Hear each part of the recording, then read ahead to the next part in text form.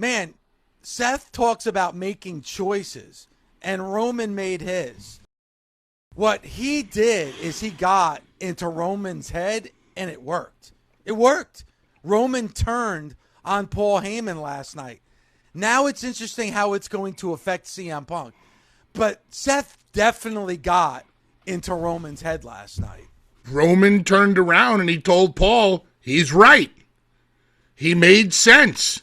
When people are arguing with one another and people are up in arms with each other and everybody's just looking to get a word in edgewise, it seems like nobody listens at times. Last night, Seth Rollins got Roman Reigns to listen, and he made sense.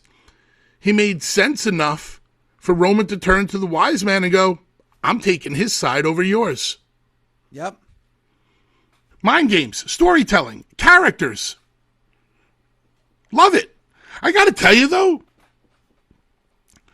I don't know the reason why I've not been a fan of this, but this is just a personal opinion. I haven't been a fan of the physicality the past 2 weeks. Like the punch, or like there shouldn't have been phicality, or the punches. To me, the physicality hasn't added anything. The non-curb stomp from Seth to Paul, and him saying, "Now you owe me a favor." Okay, that I liked. The other physicality, not much. Everything that they've been doing on the stick, especially with Seth getting Roman to start thinking about this. That's done a lot more for me than any of this physicality.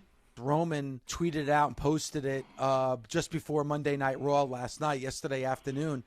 That little video that Roman posted before Raw last night, to me, was more impactful than anything that they've done on the TV. Like, to me, that went more to the heart of the matter than anything that they've done.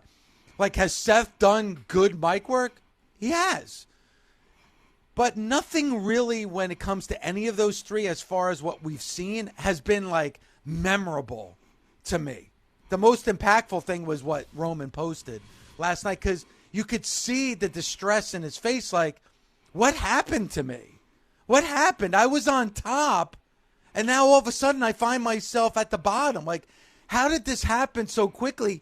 And I loved what Roman did. And the fact that he didn't blame anybody else but himself. Like, it's my fault. I should have put a firmer grip on what was going on last year, and I lost my grip. I love Bully when instead of pointing the finger and blaming somebody else, you look in the mirror and you blame yourself. And Roman did that last night. And I can understand why things got a little physical with Paul Heyman, because Roman feels betrayed, and he should. Like, why should Roman give a shit about a favor or a promise that Heyman made to CM Punk 20 years ago? And, like, you made that favor. Roman said, I didn't ask for that. I didn't need him for War Games. Like, that, I didn't ask you to do that. And now, because you did it, now look where we are. Like, I could completely understand why Roman is really so upset, angry, and honestly emotional about this entire situation. I can understand why Roman would be totally. Look at his world is crumbling in front of him. It's not like, oh my God, the sky is falling, but things are going wrong for Roman. And as you said, with the video that he released a year ago, he had the world by the balls. Now, going into WrestleMania this year, not only does it look like he's not going to have the wise man by his side, but he shoved his wise man down last night. And here's the thing. When you look at actual love, I think the only person that has that for Paul is Roman. I think Punk is kind of using Paul Heyman in this situation. Now, and they had a nice moment together when Paul Heyman said, hey, you're going to be finishing night 1 of WrestleMania. You're in the main event. So, Bully, also, by the way, don't give me the there's multiple matches as the main event at WrestleMania. That's bullshit because this entire story is about the main event being the last match. So don't give me the bullshit like, well, Jey Uso and Gunther is a main event even though it's not in the final slot, because this entire story is based on the main event being the final match of night number 1. So, but I feel like Seth Rollins definitely, but even CM Punk is kind of using Paul Heyman. Roman wasn't using Paul Heyman. I think Roman really felt like, hey, you're my wise man. You're by my side. And now he feels betrayed, and I can understand why he feels that way. I understand why all three of them feel the way they do. With Punk, it's really not as much. I understand why Seth feels the way he does. I understand why Roman feels the way he does. I think there's a big plot twist coming.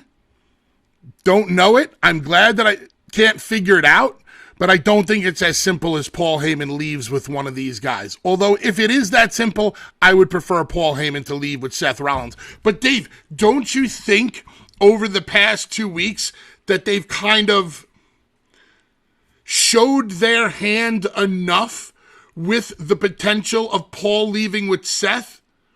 Yes. That it wouldn't be a shocker? Yeah, it wouldn't be a shocker. It would be a surprise. Wouldn't be a shock. And I feel like maybe that's on purpose.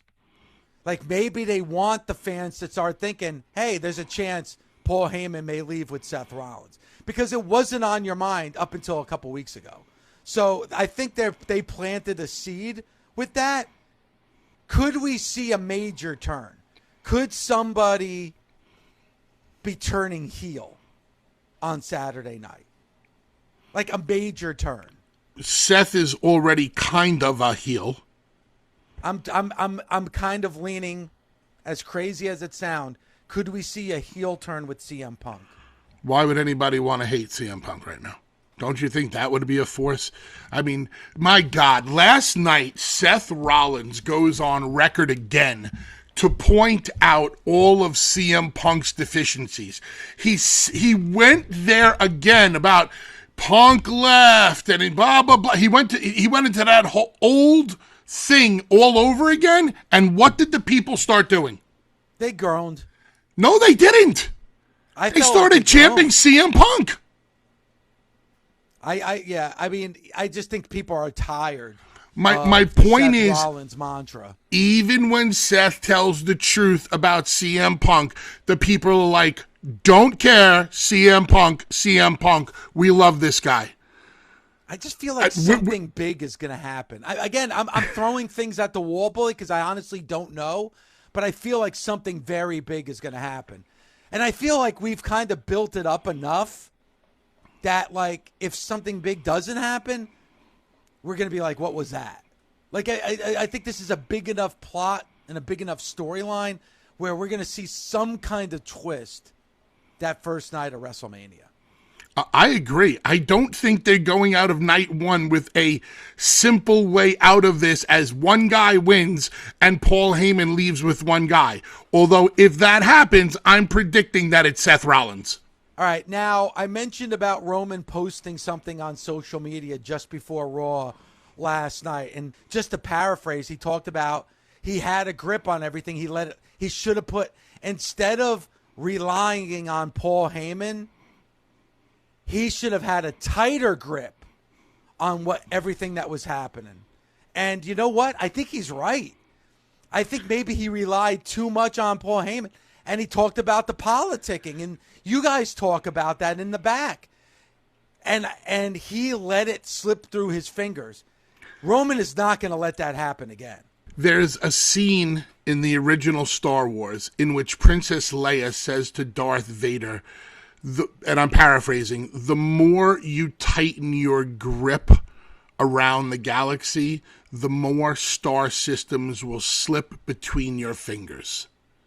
And I think that, that is applicable here. The more Roman tightened his grip on everything, things started to slip through his fingers. And now the wise man is slipping through his fingers also. If you look at where Roman Reigns was before WrestleMania 40, Bully, he was your Universal Champion. He had it for a record amount of days. I mean, they put him in the same breath as a Bruno Sammartino, a Hulk Hogan. He had the wise man by his side. You had the bloodline dominated the WWE, and he was the leader and the tribal chief. Like, that all started to slip with the return of The Rock. Like, when The Rock came back, all these bad things, all of a sudden the bloodline started to fracture. Roman lost the championship. All these things started to happen with The Rock. So I'm wondering if, I know you say it's too much, but The Rock seems to be in the background. Like remember like we talked about the bloodline was kind of the foundation and the background of like every story? Like Drew McIntyre and Punk, that really started because of the bloodline. Sami Zayn and Kevin Owens, the backdrop was the bloodline.